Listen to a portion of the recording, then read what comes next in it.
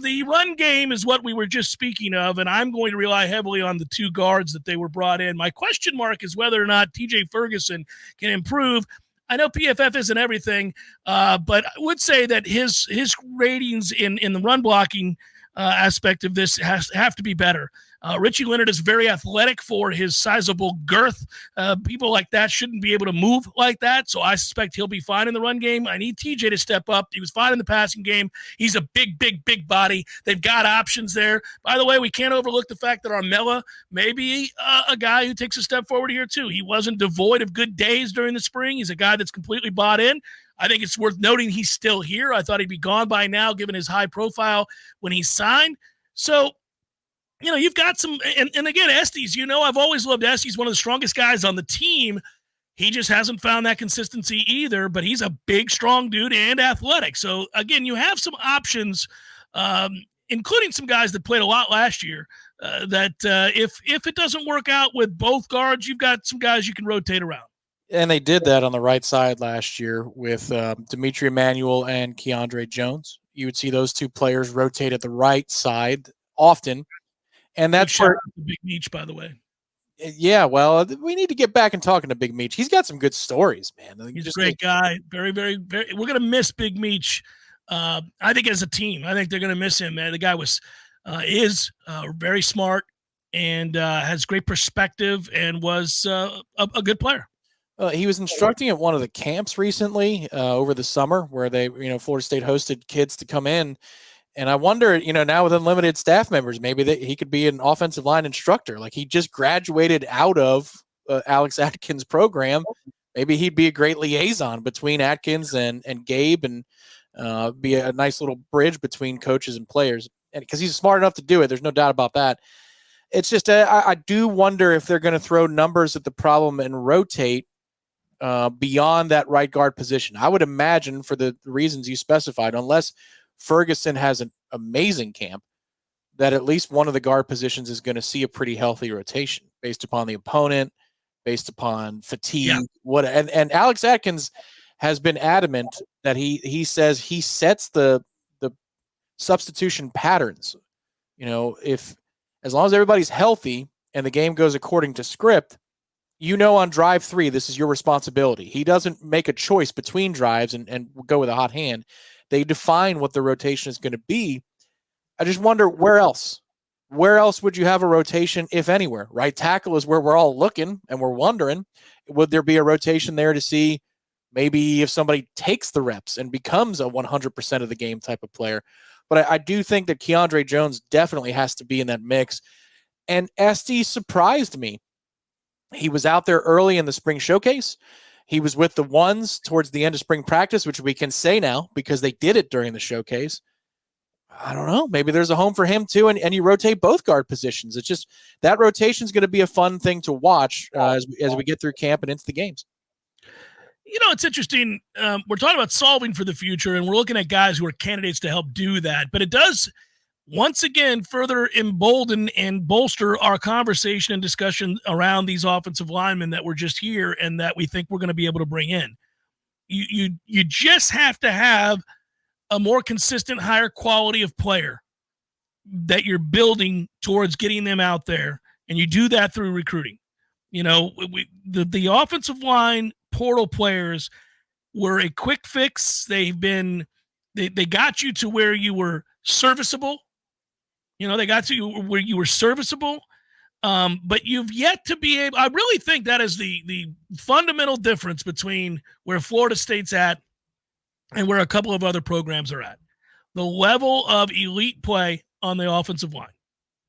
If you get to that where you look out there, because when you look at a Michigan or a Georgia or an Alabama, 9 times out of 10 you're looking at 5-star kids across the board. They're all studs. They're all guys that project to be drafted very highly. All of them. And then they'll put in a backup, and you're like, well, that dude was a 5-star from such and such.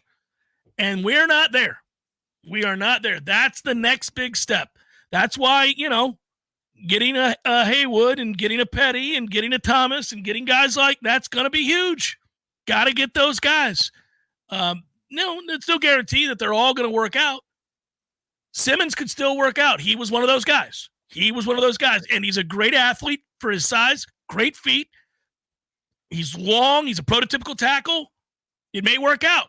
I haven't given up on him. He was kind of the one that you circled and said, because a lot of people get caught up in Armella, but it was Simmons that you looked at and said, that's different. That looks like the kind of guy that goes to the aforementioned teams. Just unfortunately missed a year medically. But, he's back now working his ass off and was repping in spring. So I got to assume this has been a very important offseason for him. Yeah, I'll go back 2 springs when he was an early enrollee, first taste of college football. Towards the end of camp, he was getting important reps at tackle, important ones. And he was holding his own. You could tell raw skills, but you could also tell natural skills that, could handle a refined pass rusher, maybe not on the level of a Jared Verse, but a good replacement level college defensive end. And this battle is not just going to be in fall camp. That is the best compliment that I can offer to this offensive line, is that I don't think the team that we roll out there against Tech is going to be the starting 5 offensive line that we roll out there against Notre Dame in November. I think there's going to be some shuffling as the season goes along, because beyond Byers, he has to be feeling the pressure, has to be.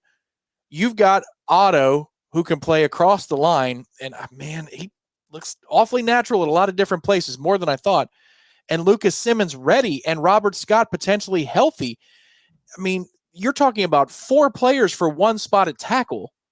And I'm assuming that it's going to be the right side, because Mike said that Darius is going to be an awesome left tackle for us. I don't think he's locked in on that. Yeah. Why would Norvell declare that or this far out if he thought that was going to be a true battle?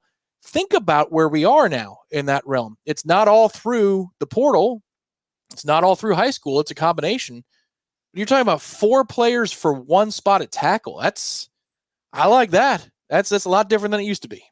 Yeah, I really hope, and I know it sounds so negative, but I really hope Robert Scott can get healthy.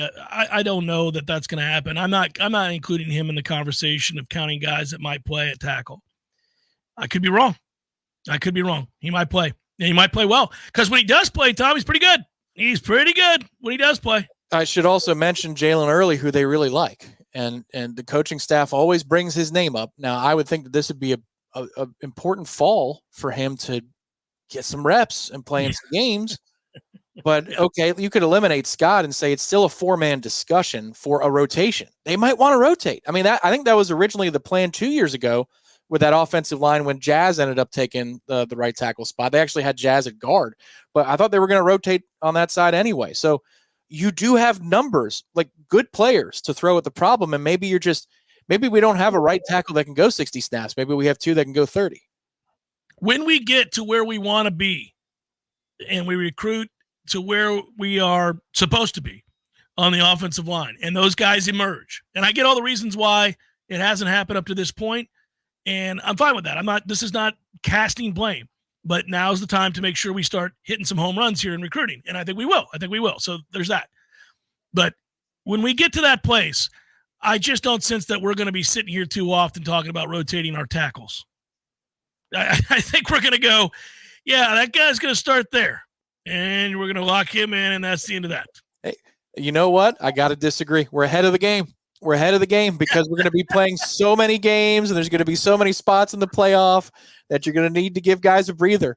We are already in the trial phase of something that is going to be the new normal, which is, oh, look at that. Well, we don't need Darius this week. We already have our playoff fate secured, so we're going to give him a breather.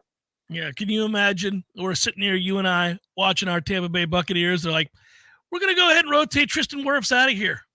Yeah, let's don't do that. Let's not do that. He's one of the 3 best tackles in football. I'd like him to stay out there as much as possible, like every snap, frankly. He's paid very, very handsomely. Let's keep him out there. Nope, got to keep him fresh.